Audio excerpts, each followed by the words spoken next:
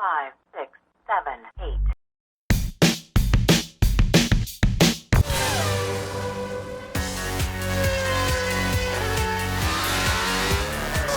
Sebastian Vettel really loves setting fastest lap. I mean, he is, in fact, a reigning champion as far as setting fastest laps is concerned.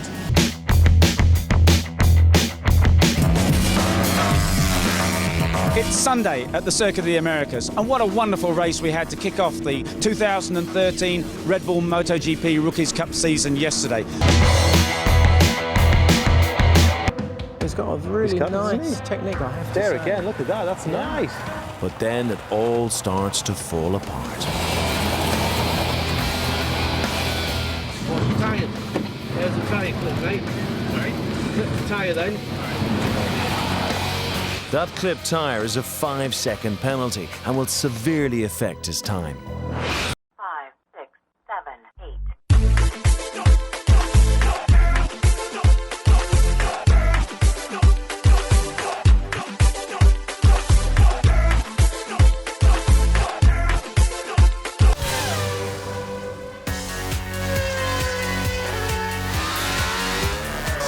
Sebastian Vettel really loves setting fastest lap. I mean, he is, in fact, a reigning champion as far as setting fastest laps is concerned.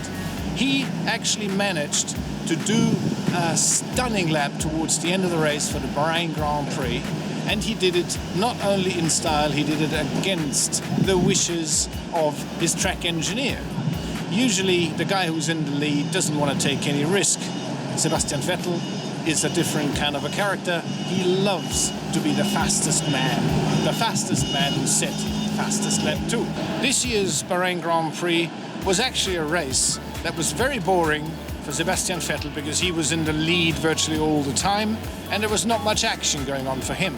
A little bit further back, however, it was probably one of the most thrilling races of this season, simply because there was wheel-to-wheel racing, there was crashes, there was arguments over who should let me go and who shouldn't.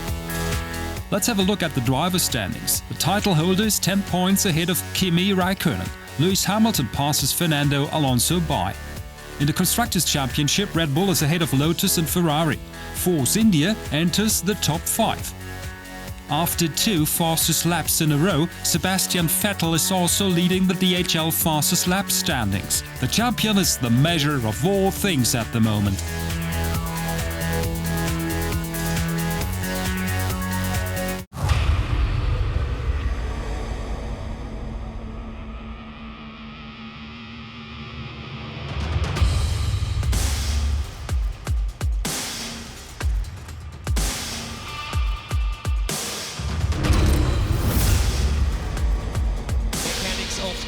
Mechanics off the grid.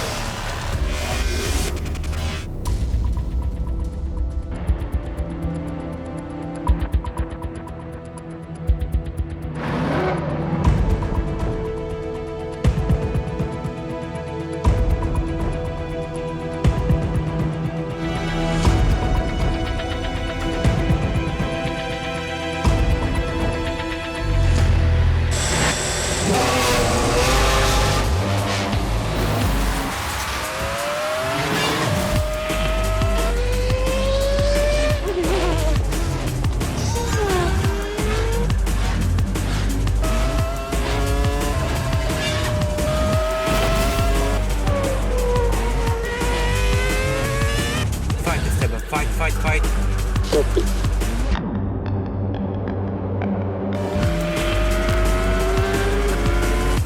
Box. Get ready for pit stop for Esteban.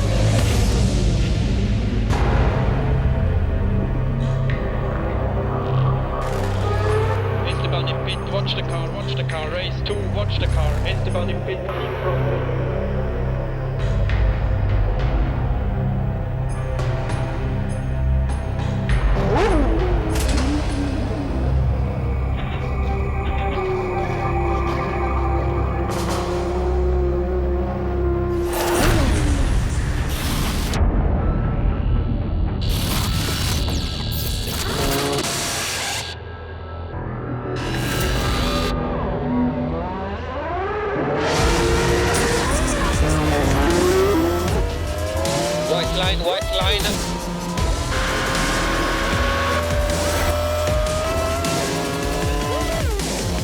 Battle 6. Battle 6. Perfect.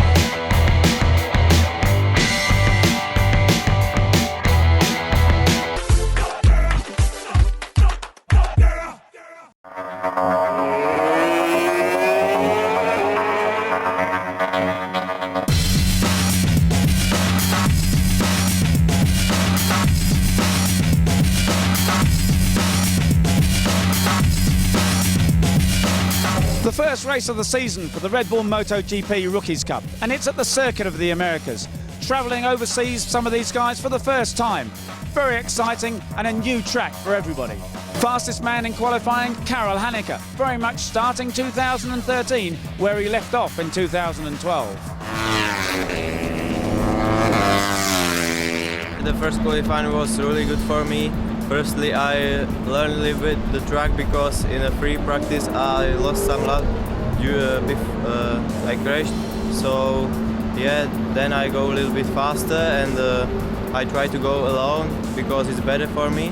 We'll see, maybe we'll ride together all and it will be different compared to qualifying. So I will try to do my best and we will see. And away we go then for the 2013 Red Bull MotoGP Rookies Cup. Got the route that leads down the hill with Karel Hanneke right on his tail. Bradley Ray goes, beautiful move up the inside of Karel Hanneke to take the lead. What a wonderful move from the young Brit. So with another fastest lap of the race, it's Bradley Ray that leads by almost 2.3 seconds ahead of Pagliani, Daru, Manzi, Hanneke, McKenzie. So it's Manzi who crashes, down goes Manzi, and off the track goes Daru. Manzi got it all sideways there, and he's lying in the track. Hopefully all the other guys will miss him. They've seen him now, and he's got away with it. McKenzie up the inside, great move on the brakes. He made it work for him, and as he got the drive out, he's made it stick. He's up into second place, ahead of Karel Hanneke, the Czech. Vazgatloglu, the Turk, up into third place in that group. Fourth place overall, ahead of Pagliani. So it's all changed. Pagliani now just holding. Oh, and down goes McKenzie. Oh, what a shame. And it's Karel Hanneke who's in second place, ahead of Vazgatloglu, the Turk. Hanneke holds it off. Beautiful stuff from the Czech. He's just so determined to hold on to that place. Out onto the start and finish to win, dominate the first race of the Rookies Cup season beautifully. And here come the two men behind. It's side by side, but it's Hanneke who has it.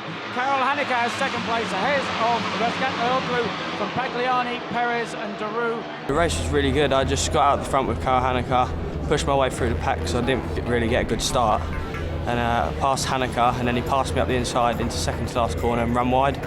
And then I got in front of him, and each lap I was just getting faster and faster and getting into my rhythm, and I kept pulling seconds out of the group, so it was a really good race. The trick is just to get out in front and not battle with the riders, because then when you're battling you lose a lot of speed, so you just get out in front and do your own race.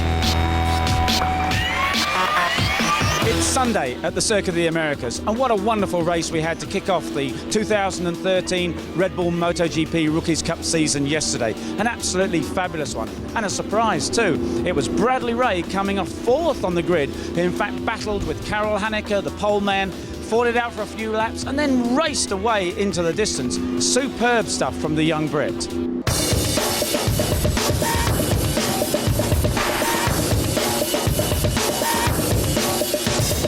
I'm expecting great battle with the other guys, and yeah, good race.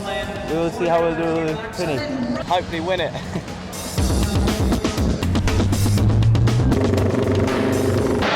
And away they go, and it's Haneker gets rolling again. A beautiful start from Haneker. He's really good at this. He got away well. We've got Watanabe, looks like the Japanese rider. Yeah, the young Japanese girl. She's down and obviously going to need attention there. And hopefully Yuri Watanabe is okay, and we'll soon see her up and about again. It's been red flagged, I would say. It's because I see, yes, it has been, I think, because I see the guys putting up their hands. Yes, there's confirmation. It's been red flagged. They're just about to get the 1 minute board. And here we are then, 8 laps of Rookies Cup action. Let's see who gets it rolling. Yes, everybody, all the front row get going well. So Haneker, it is the advantage over Toprak with Perez in 3rd place. Bradley Ray takes the lead for the first time, I think, in this race. Let's see if he can disappear over the horizon like he did yesterday. He's going to lose out to Perez on the inside. Down they go. Down goes Perez. He just collided with the rear of Bradley Ray's machine. Bradley got away with it. This is the start of the last lap as they cross the line. Just 1 lap remaining. Just Haneker chased by Pagliani. Bradley Ray, Toprak going up the inside of Bradley Ray. It's Karel Haneker. Surely he's going to win this one. He's just got to get the perfect drive. He does it. No mistakes at all from Karel Haneker. He wins the race 2 here at the Circuit of the Americas. Pagliani from Razgatlioglu. This was completely different compared to yesterday.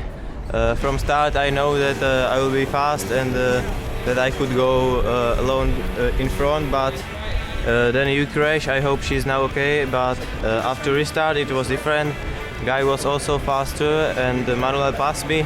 I was a little time behind him and then I passed him back. I think I lead the biggest part of the race, and yeah, I was happy, and in the last 2 laps I was first and I hold it to the end, so fantastic race.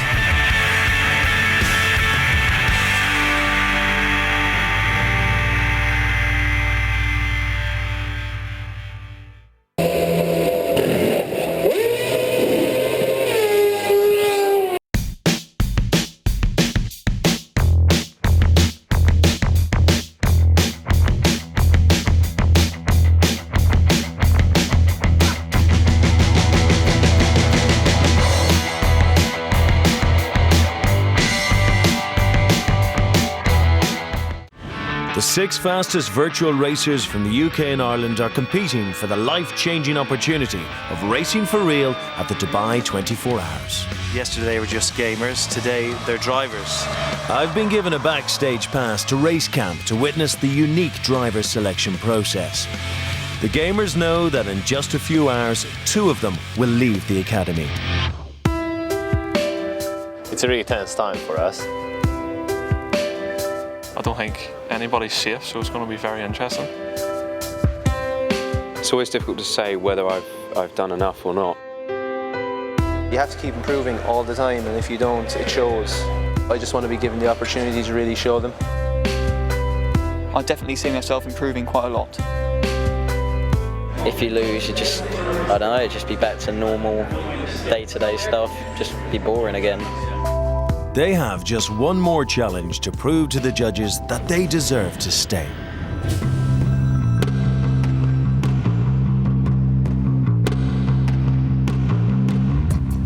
Well guys, if you haven't guessed by now on the state of this car here, you're going to be doing a bit of rallying today. The gamers have to face the unpredictable gravel surface of the GT Academy rally track. They'll be aiming for a target time of 71 seconds around the circuit. So the format of this challenge is you're going to have 1 sighting lap, followed by a further 2 laps where you're going to be assessed and timed. GT Academy is really getting serious now. You have to impress us. Give it your best shot. I snuck into the passenger seat before the challenge for a course demo with Academy rally expert Brian Svensson.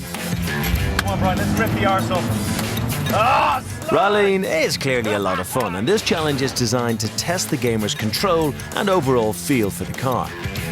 They will have to adapt and experiment with their understanding of the typical racing line on a tarmac circuit. The basic principles remain the same. Minimise the time spent in the corner and maximise overall speed through the corner. It's essentially a balancing act between speed and distance travelled. The driver will want to clip the apex, the geometric centre of the corner, to get the best exit. However, with rallying, a driver may compromise the racing line dependent on the level of grip that exists on a particular part of the track. The drivers will need to adapt their braking technique for the loose surface. Whereas their initial reaction on a tarmac track will be to brake hard, here they'll need to be more sensitive with the brakes and test the level of grip. So are you feeling that grip before you go? Yeah, definitely. By doing that, I can sense how slip it is, yeah? Yeah. Chuck it in, get the car sliding, and just touch your brake slightly, just to put some front end grip on, and it'll accelerate coming out, yeah? In terms of this being a test of kind of natural ability and understanding of how a car moves and what a car needs, it's actually, there's no better test, is there? It's really? perfect. It's perfect for this, you know. Well, I don't hate rallying. I'm just... Look, are these the hands of a man that does rallying? No, they're not. I've got nice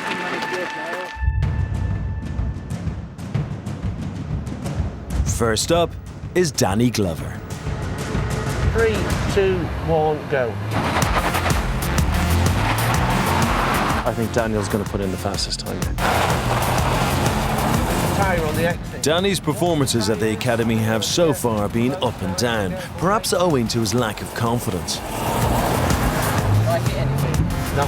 Oh. Well, he was close. I'll give you the benefit of doubt. He questions his ability and his overall time suffers. So we're just waiting for Daniel's time. 73.25. 73.25 for Daniel. Has he done enough?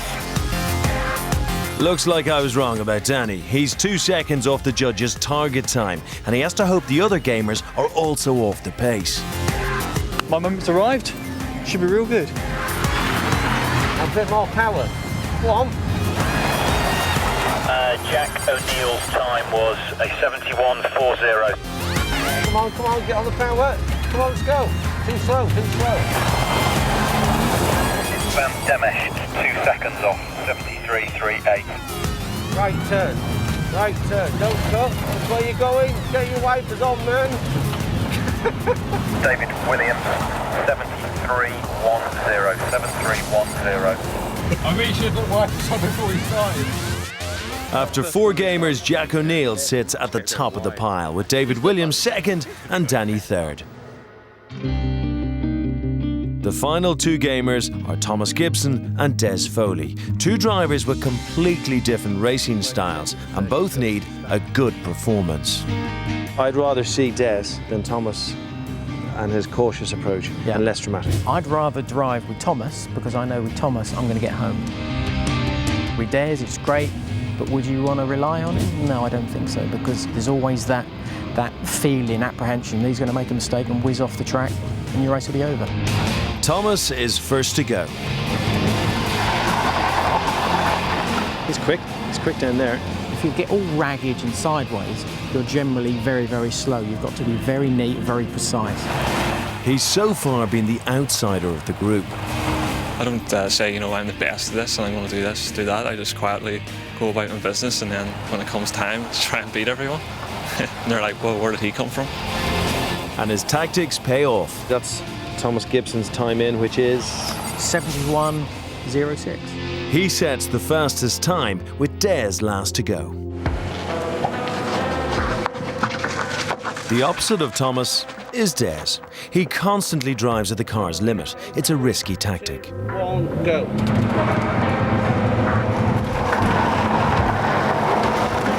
He's faster than Thomas through the first sector and looking good for first place. He's got a really nice technique, I have to say. There again, look at that, that's nice. But then it all starts to fall apart.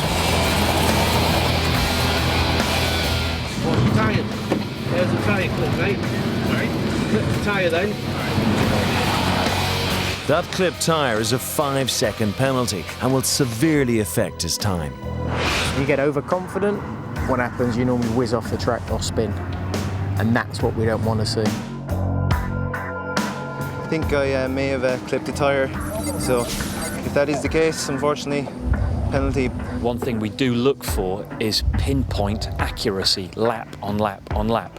And if they can't negotiate around a cone or tyre, it gives us an indication of perhaps their awareness isn't what it should be. Des's time puts him in last place, but without the penalty, he would have been first by more than a second. Danny Glover is 2 places above in fourth, and Thomas Gibson wins the challenge.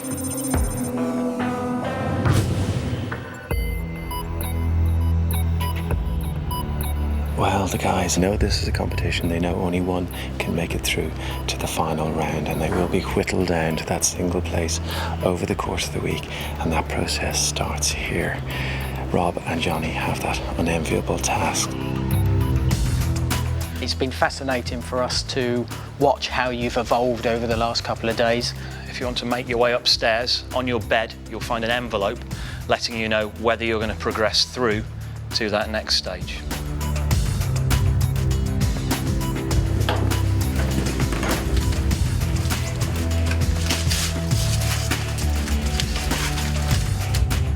Our bottom 2.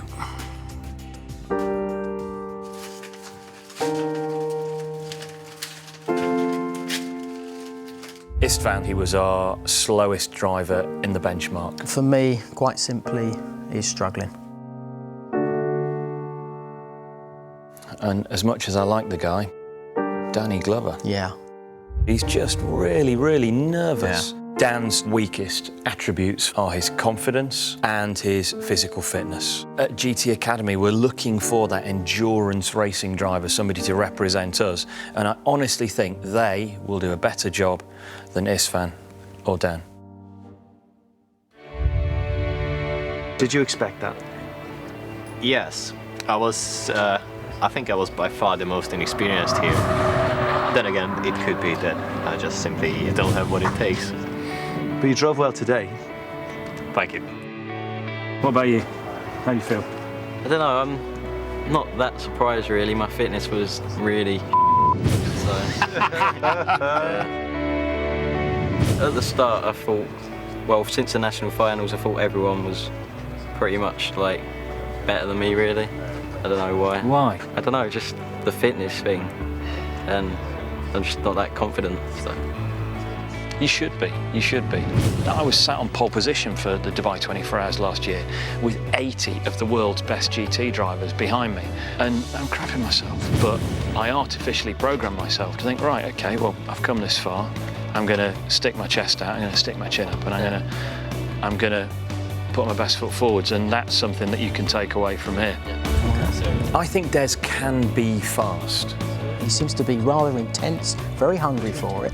Almost a bit of a danger of implosion there, maybe. We'll keep our eye on it. Yeah, exactly. I was on the bubble, and I'm very glad they're after giving me an opportunity, and I think tomorrow I have to dig deep. I have to prove myself to them.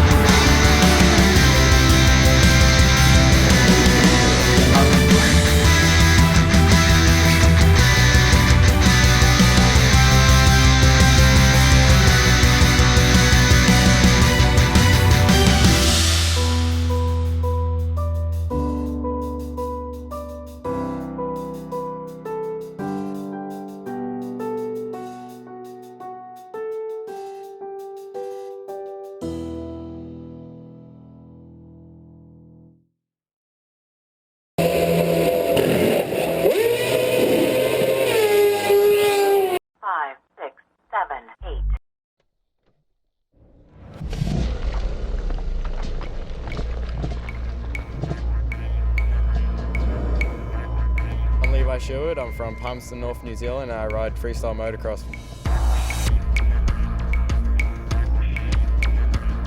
A trick I really like is a shell and backflip, which is pretty much a backflip where you put your feet through the handlebars and extend them out forwards.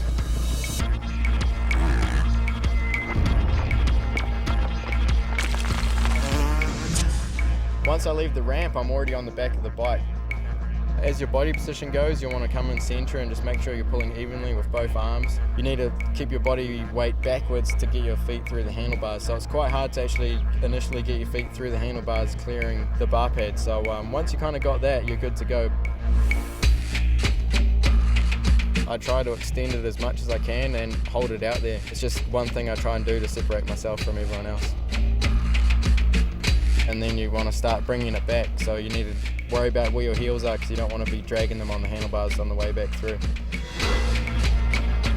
There's a lot of things that can go wrong with backflip tricks. You could go off the ramp and not pull hard enough, you could get your feet stuck between your handlebars. The worst thing that could happen with this trick is just landing upside down, so that's what you want to avoid.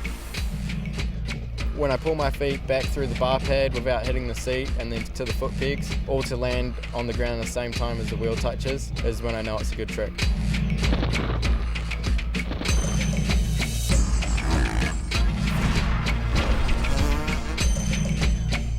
I wake up in the mornings and just remember that when I was younger, this is what I wanted to do. And to be able to go out there and do it for a job and still enjoy it like I do is pretty awesome.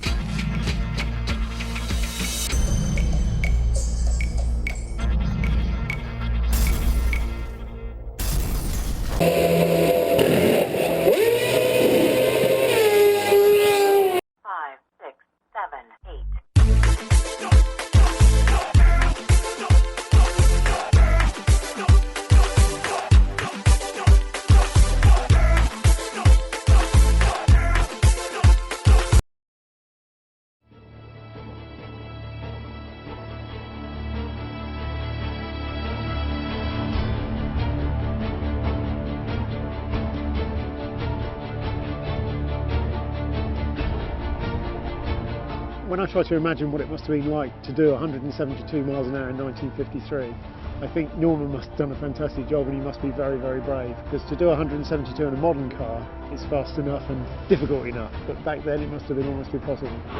If I could give Andy some advice, is all he's got to do is just keep his foot hard down. Don't lift that little pedal, keep it flat to the board. I mean, we're going back 60 years when I did mine. 172.4 was quick.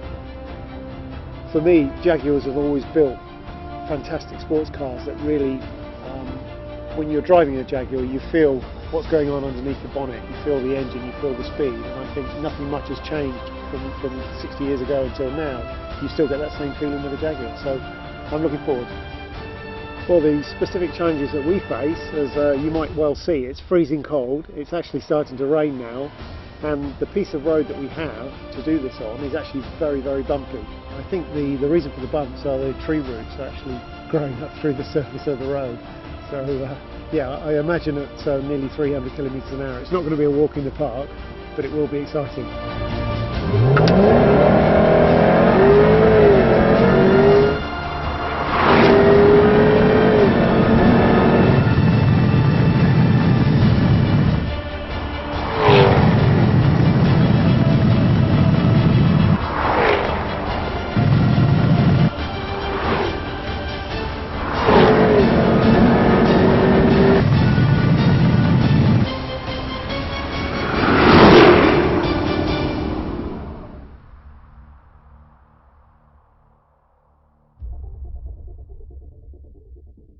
I'm going to try and sneak it and run in if I can, you know.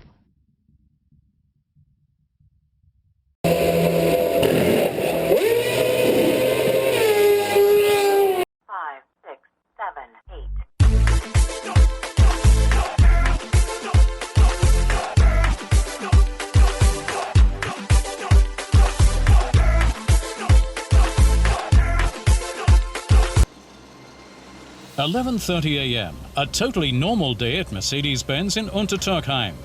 Spring weather, everything's going its usual way. Well, almost everything. If you want to go through here, you'll need to show your pass. That applies even to this man. A very different lunch break, DTM feeling in the heart of the plant. With 500 horsepower, Mercedes driver Gary Paffett burns a show run into the works asphalt. Up ahead, the F1 safety car, enthusiastically watching on thousands of co-workers. In, on, down, and away. It's all about the speed, as in motorsport, in fact, if that's allowed. I was just following the safety car, so hopefully it was okay. It was, and the championship runner-up of 2012 also brought his fellow drivers with him. They represent the young generation, average age 23.